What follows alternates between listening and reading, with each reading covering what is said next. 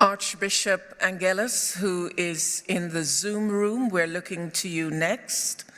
And after that, I'm going to be calling on Alistair Cutting to speak to and move his amendment. Thank you, Chair. Angaelos, 473 Ecumenical. In our tradition, we start everything with thanksgiving, even our funeral services, and yes, even for persecution.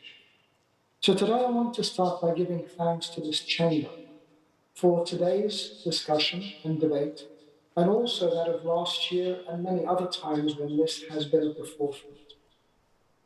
I also want to give thanks to my brothers, the Archbishops of Canterbury and York, for their constant advocacy, both in the House of Lords and in the public square, and also my brothers, the Bishops of Coventry, Southwark, and Leeds, for all they have done, as well as so many other friends in the chamber.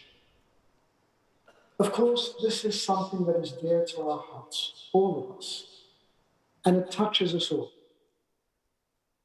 When we look at the body of Christ as a body, we realize that the suffering is never anywhere else except within ourselves.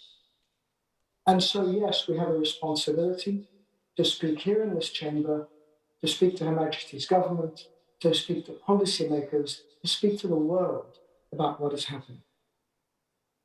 I'm delighted that this motion was actually supposed to be moved in 2017 and has been delayed, because this is the work of God in the fullness of time, for a moment such as this, a year in which our nation will host not only the Lambeth Conference, but also an international conference and ministerial on freedom of religion or belief, is a prime time for us to be able to bring this to the forefront and to speak.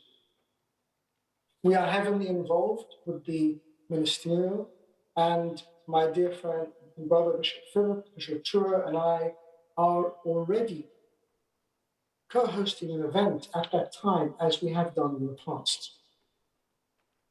Of course, today comes with a stark reminder of these violations.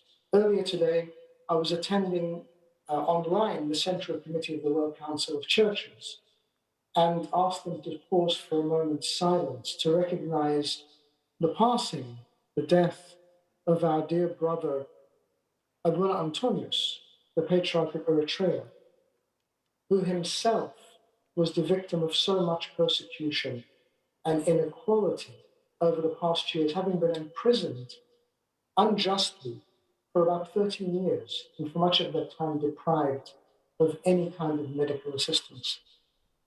And situations such as this, for members of clergy and more so lay people, is happening all the time.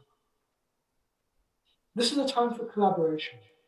I'm so thankful for the work of our friends at Open Doors, as well as for many other NGOs that we work closely with through our own organization of Synod. Because this is a time for us to pool our resources. This is a time for us to witness together, a time for us to raise our collective voice. This is not just a theological or theoretical conversation here. People are dying every day for no other reason but for living, witnessing, proclaiming their faith. This, of course, is within the lens of freedom of religion or belief, because as Christians, what we must do is look at the right of every individual as the image and likeness of God, to be that person who is respected for the human dignity he or she carries. We, of course, as Christians, as we're reminded, will always bear the cross of persecution, but we must never accept it for others. It is up to us to be strong and courageous and valiant, but it is up to us to be those who are advocates, following in the footsteps of the chief advocate who spoke for all. So once again, I thank you all for this time. I thank you for the Spirit. I thank you for your fellowship. And I ask that this year, as a start and as we continue, we raise this issue of our sisters and brothers around the world. And so, therefore, I do very much support this motion. Thank you.